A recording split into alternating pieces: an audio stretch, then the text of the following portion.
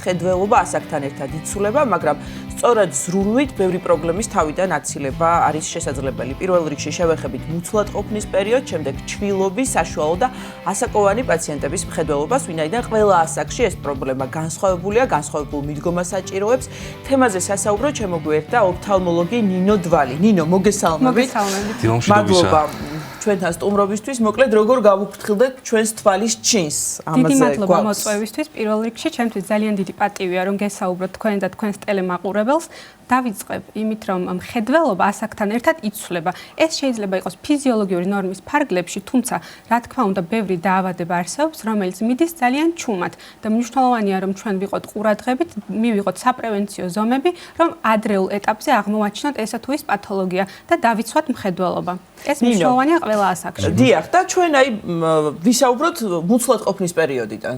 სწორედ, ვინაიდან ყველა ასაკში სჭირდება თვალის ჩინს გაფრთხილება, სხვადასხვა მიდგომა არის სხვადასხვა ასაკში, ამიტომ დავიწყოთ, რა ხდება მუცლად ყოფნის პერიოდში, როგორ უნდა გაუფრთხილდეს დედა, რომელიც ფეხმძიმეა თავის მუცლად მყოფ შვილს, შვილის თვალის ჩინს ამ შემთხვევაში. პირველ რიგში მინდა ვთქვა, რომ თვალის ჩამოყალიბება მუცლად ყოფნის პერიოდში იწყება ძალიან ადრე, დაახლოებით 7 კვირაზე და პირველი ტრიმესტრი არის ძალიან მნიშვნელოვანი, იმიტომ რომ ეს აქტიური ორგანოგენეზი, ანუ ორგანოების ჩამოყალიბება ხდება, ყველაზე სწრაფად პირველ ტრიმესტრში, ეს ყველამ ვიცით. ამიტომ ახალი ორსულები ყოველთვის უნდა იყონ ძალიან ყურადღებით, ერიდონ ხალხ მრავალ ადგილებს, რომ შეამცირონ დაინფიცირების რისკი და ყველაზე ხშირი ეს არის ალბათ ყველას გაგვიგია წითურა, რომ არ არის სასურველი, რომ შეხვდეს დედას ორსულობის დროს. ამიტომ განსაკუთრებით პირველ ტრიმესტრში. განსაკუთრებით პირველ ტრიმესტრში, რა თქმა უნდა.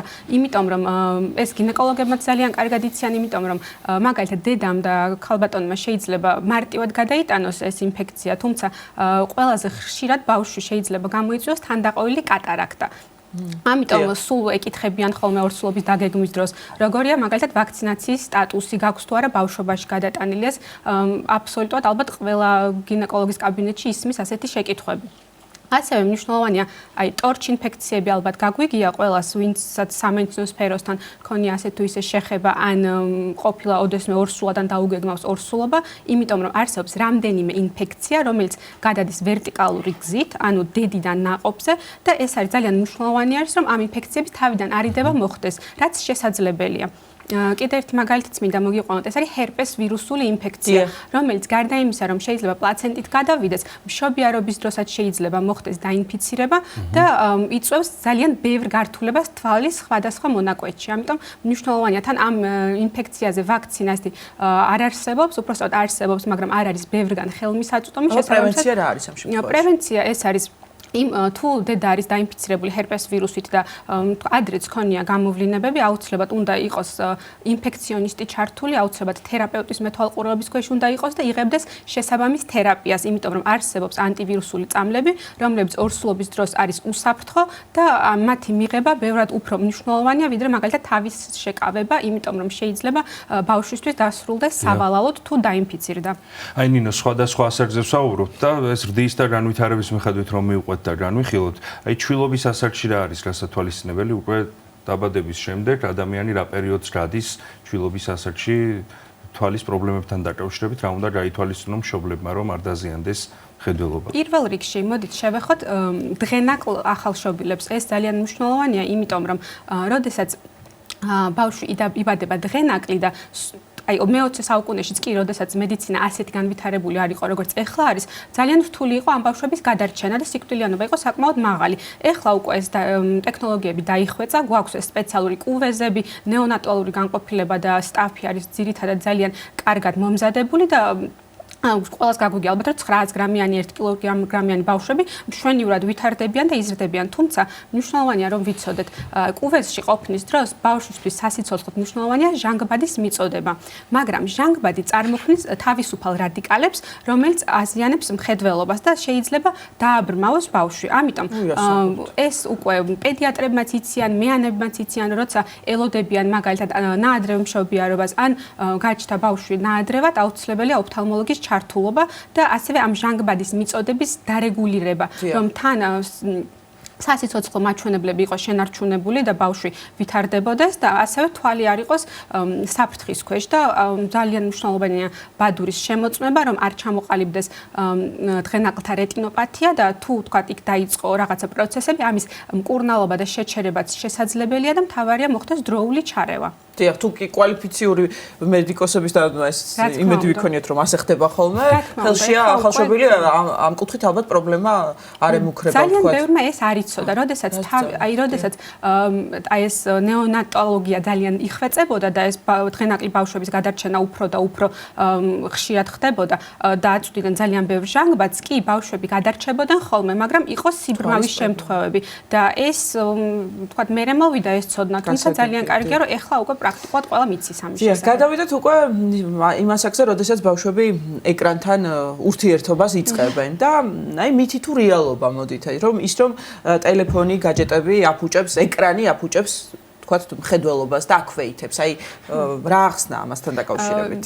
ასე ცალსახად ვერ ვიტყვით ეს მითია თუ რეალობა, იმიტომ რომ არის რაღაცები, რასაც აფუჭებს ეკრანი, თუმცა არც ისეთი არის, რომ თქვათ მხედველობა შეუქცევადად დააზიანოს. მაგალითად მნიშვნელოვანია ის, რომ ბავშვებში, ვისაც აქვს ახლო მხედველობა, მოდი ამ ჯგუფიდან დავიწყოთ, იმიტომ რომ ეხლა ძალიან ხშირია ახლო მხედველობა ბავშვებში. როდესაც დიდი დატვირთვა ახლო მანძილზე, დიდი დატვირთვა ახლო მანძილზე, ყოველთვის ეს იქნება წიგნთან დატვირთვა, თუ ეს იქნება ეკრანთან, ცოტა პროვოცირებას ახლო მხედველობის გაზრდას მაინც აკეთებს.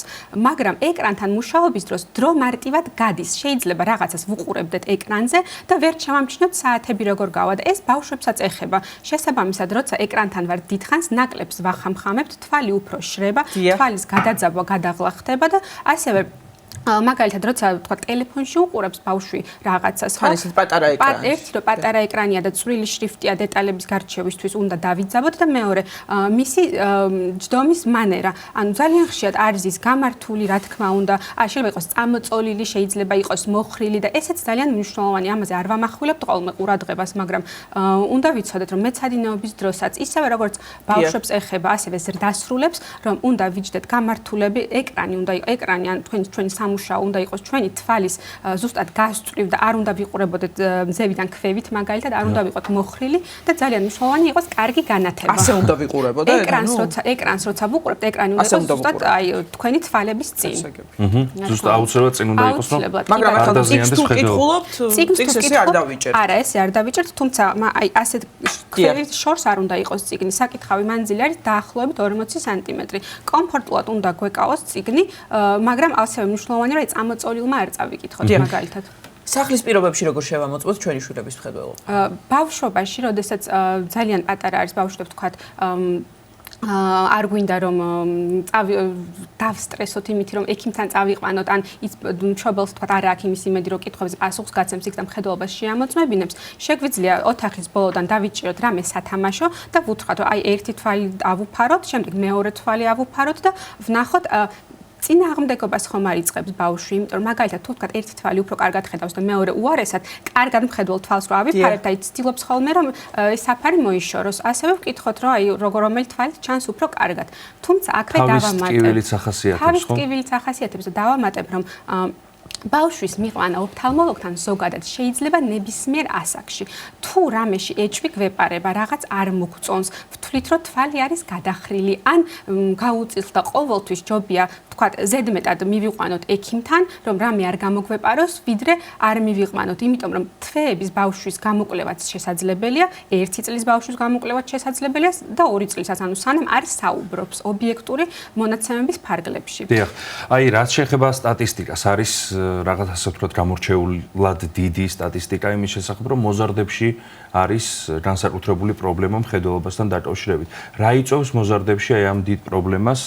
რაც ქმნის შემდეგ სხვადასხვა პრობლემას წარმოშობს ალბათ გაგიგიათ თქვენც რომ დაახლოებით 2030 წლისთვის მსოფლიოს თითქმის ნახევარი იქნება ახლომხედველი. ზოგადად ახლომხედველობა ითვლებოდა რომ არის გენეტიკური და გჭირდება მხოლოდ გენეტიკური განწყობა. თუმცა ეხლა ჩვენ ვიცით რომ არსებობს რა თქმა უნდა გენეტიკური წილი, მაგრამ ასევე ძალიან მნიშვნელოვანია გარემო პირობები, რითი არის დაკავებული მოზარდი. ახლო მანძილზე დატვირთვა როგორც გითხარით, ამის პროვოცირებას ახდენს რომ უფრო სწრაფად იზრდება ახლო მხედველობა, ან შეიძლება განვითარდეს. თუმცა ყველა წერს დაკითხულობს, მაგრამ ყველა 100-დან 100%-ში ეს არ ხდება. ან რაღაც გენეტიკური განწყობა მაინც საჭირო არის. თუმცა მეტი წილი არის გარემო.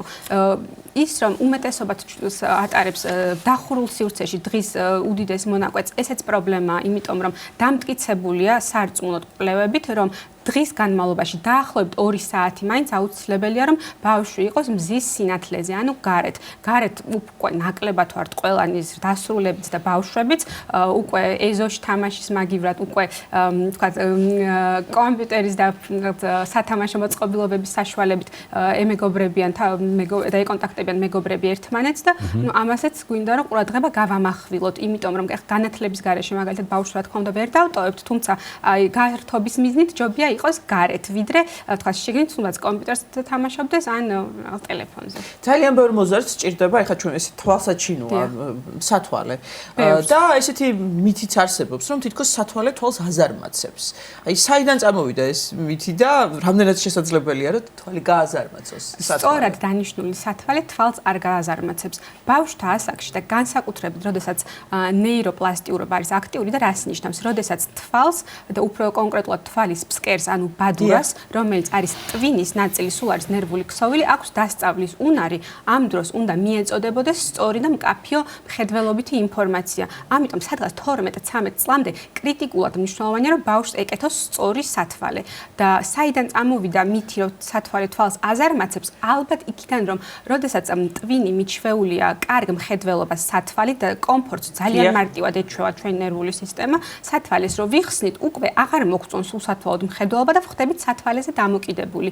ეს ცუდი არ არის, ეს კარგია, იმიტომ რომ უნდა ვიცოდეთ და ტვინმა უნდა იცოდეს რა არის კარგი მხედველობა და დავამატებ რატომ. იმიტომ რომ როდესაც ბავშვი იქნება ზრდასრული და მოუნდება სათვალის მოხსნის ოპერაციის გაკეთება, დასვამს ასეთ კითხვას: როგორ დავინახავ ოპერაციის შემდეგ? ოპერაციის შემდეგ დაინახავთ ისე, როგორც ხედავთ საუკეთესო კორექციაში, ანუ ან საუკეთესოდ მორგებულ სათვალეში, ან საუკეთესოდ მორგებულ კონტაქტურ ლინზაში. და მსგავსი ოპერაციები საქართველოში ტარდება, ლაზერული. დიდი ხანია ტარდება მსგავსი ოპერაციები 1999 წლიდან, ანუ ბატონი მერაბდვალი პირველი ვინც ამიერკავკასიაში დაიწყო, კი ბატონო. თუმცა მხოლოდ ლაზერულ კორექციაზე არ ვსაუბრობ, ასევე არსებობს ფაკიური ლინზის იმპლანტაცია, რაც ასევე ძალიან კარგი და ეფექტური ოპერაცია, რომელიც ემსახურება სათვალის მოხსნას, ისევე ეფექტი ისეთივე აქვს, როგორც ლაზერულ კორექციას, თუმცა რადგან ჩვენ ლაზერულ კორექციას ყველას ვერ ვთავაზობთ უსაფრთხოებიდან გამომდინარე, ანუ ჩარევას როცა ვაკეთებთ, უნდა იყოს ერთი ეფექტური და მეორე უსაფრთხო, ამიტომ შეგვიძლია ალტერნატივად შევთავაზოთ, ეს არის ფაკიური ლინზა, რომელიც ასევე, რა თქმა უნდა, კრიტერიუმებს უნდა აკმაყოფილებდეთ ამის ჩარევისთვისაც, თუმცა ასევე არის ძალიან ეფექტური და ძალიან უსაფრთხო. თუმცა დავამატებ კიდევ ერთხელ, ვერც ერთი ქირურგიული ჩარევა ვერ მოგცემთ იმ მხედველობას, რისი პოტენციალიც თქვენ თვალს არ აქვს. აი ზრდასრულების ასაკიც რომ ვახსენოთ, გავითვალისწინოთ, ვთქვათ რა შემთხვევაშია პრობლემები და აი ბუნებრივად რა ასაკიდან იწყება უკვე, რასაც ვერ აუგზავთ გვერდს, ხო, ვერ აუგზავთ გვერდს. რა თქმა უნდა, ზრდასრულებში ძალიან მნიშვნელოვანია ეს მხედველობითი ჰიგიენა, ასე ვთქვათ, ანუ ის რომ ვიმუშაოთ კარგი განათების პირობებში, დავისვენოთ, ანუ 1 საათში, საათნახევარში მაინც რომ ავდგეთ, გამოვიაროთ ფანჯარაში, შორს გავიხედოთ. რატომ? იმიტომ რომ ჩვენ ადამიანები, ვისაც მინუსი არ გვაქვს, ვკითხულობთ თვალში არსებული მინიატურული კუნთების დაძაბვის ხარჯზე, რომ ფოკუსი გაგვისწოროს ახლოს. თვალი ზოგადად როგორც ორგანო შექმნილია ევოლუციურად შორს მხედველობისთვის. შორს როცა ვიყურებით, მკუნთები ისვენებს. ამიტომ ახლოს მუშაობის შემდეგ დაახლოებით საათნახევარში 2 საათში ერთხელ 5 წუთი მაინც რომ ფანჯარაში ან აივანზე შორს გავიდეთ და შორს გავიხედოთ, ეს არის ძალიან მნიშვნელოვანი. ასევე მნიშვნელოვანია გამოვიყენოთ დამატენიანებელი საშუალებები, მაგალითად დამატენიანებელი მწვეთები. მით უმეტეს, ვისაც საოფისე სამსახური აქვს და ეკრანთან ატარებს დიდ დროს. მნიშვნელოვანია ასევე ჩივილების, რომელიც გაჩნდება მაგალითად მარტივად გვტკივდება თავი, გვეღლება თვალები, მარტივად ვთქვათ ერთ გვერდს წავიკითხავთ, აი უკვე აღარ შეგვიძლია. აი ამის მიყურადება არაფრით არ შეიძლება. აუცილებლად უნდა მივმართოთ ექიმს, გავიაროთ გამოკვლევა და ვთქვათ მივიღოთ რაც რეკომენდაციები. ასევე 40 წლისთვის, რაც ყველაზე ხშირი არის, როცა უკვე ვხედავთ, რომ შორს მშვენიერი მხედველობა გვაქვს, თუმცა ახლოს უკვე ფოკუსს ვერ ვასწორებთ, ეს ხდება 40 1942 წლიდან ამასაკიდან იწყება, ხელის ხომ, შორს უკვე? გაწევა გვჭირდება წასაკითხად, ხო? ესეც ხანდაზმულობის ასაკზეც რომ გადავიდეთ, აი ესეთი მითი არსებობს, რომ თუ არ ტკივ ადამიანს, თქვათ, არ აწუხებს ტკივილს არ გრძნობს, ესე იგი პრობლემაც არ არის და ექიმთან არ მიდის და ზოგადად ჯერ კიდევ არ არის ის კულტურა, შეიძლება ითქვას ჩვენთან დანადგილი, რომ ნაწილობრივ, ხო, ნამდვილად რაღაცნაირად მე მგონი წინ მივდივართ ამ კუთხითაც, რომ თქვათ 6 თვეში ერთხელ თუ წელიწადში ერთხელ მოხდეს შემოწმება ჩვენი მხედველობის თუ სხვა მიმართულებით ჩვენი ჯანმრთელობის, აი რამდენად რა ასაკიდან არის რომ აი მნიშვნელოვანი და საჭირო რომ ადამიანმა იაროს თქვათ მხედველობის შესამოწმებლად და აი ხანდაზმულობის ასაკში რას უნდა მიექცეს განსაკუთრებით ყურადღება. ზოგადად რა თქმა უნდა პროფილაქტიკის მიზნით არაფერი რომ არ გვაწუხებდეს წელიწად ნახევარში ან ერთ წელიწადში ერთხელ კარგია რომ ოფთალმოლოგს მივაკითხოთ. თუმცა აქვე დავამატებ რომ უმეტესობა ოფთალმოლოგიური დაავადებების უმტკივნეულოდ მიდის. არსებობს ესეთი ცუდი დაავადებები, როგორც არის მაგალითად გლაუკომა, რომელიც ერთი რომ უმტკივნეულოდ მიდის და მეორე კიდევ ძალიან დიდხანს შეიძლება ვერ შევამჩნიოთ, იმიტომ რომ ამ დროს მხედველობა იკარგება პერიფერიიდან ცენტრში. ანუ სანამ ცენტრში ცოტა ვხედავთ, შეიძლება არც მივიდეს ექიმთან, ვერც შეამჩნიოს. ამიტომ დაახლოებით იმ ასაკიდან, როცა უკვე გვჭირდება საკითხავი სათვალე, ეს არის 42-45 წელი და მეტი, აუცილებელია რომ მივაკითხოთ ოფთალმოლოგს, ნუ წელიწადში პერიფერიული მხედველობა იზღუდება, ხო? და მოდის ცენტრში. აი გვირაბისებრი მხედველობა რჩება ბოლოს, ანუ პერიფერიდან გვერდებზე იკარგება მხედველობა და შემდეგ ნელ-ნელა რჩება მხოლოდ ძალიან პატარა მხედველობის მონაკვეთია და გლაუკომის დროს ეს არის შეუქცევადი პროცესი. ანუ რა მხედველობაც იკარგება, ჩვენ ვერაფრით ვერ ვაბრუნებთ. ამიტომ მნიშვნელოვანია რომ დროულად აღმოჩენა და როგორც გითხარით, ჩივილები დიდი ხანი შეიძლება არ გაჩნდეს. ამიტომ 45 წლის მერე კარგია რომ მივაკითხოთ ოფთალმოლოგს წელიწადში ერთხელ უბრალოდ პროფილაქტიკურ გამოკვლევებზე. ჩვენი მშობლები მივიყვანოთ ოჯახის წევრები, ანუ თანამშრომლები ყველას ასე ვთქვათ, მივცეთ რეკომენდაცია რომ პროფილაქტიკური კვლევები ჩაიტაროს არ მხოლოდ ოფთალმოლოგთან, ზოგადად ისედაც. მით უმეტეს კომორბიდული დაავადებები როცა არის, მაგალითად, როცა პაციენტს აქვს შაქრიანი დიაბეტი.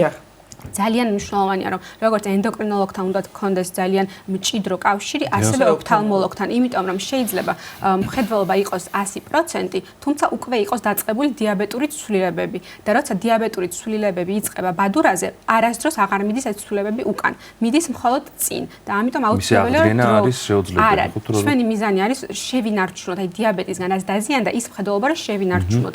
ამიტომ ძალიან მნიშვნელოვანია რომ წელიწადში ერთხელ მინიმუმ და 6 თვეში ერთხელ უფრო კარგია რომ დიაბეტიანი ადამიანი მივიდეს ოფთალმოლოგთან ჩივილების არარსებობის შემთხვევაშიც კი. ძალიან დიდი მადლობა წარმატებას გისურვებთ. უღრმესი მადლობა. თქვენს და ჩვენს მაყურებელსაც ოფთალმოლოგი ნინო დვალი იყო ჩვენი გადაცემის სტუმარი.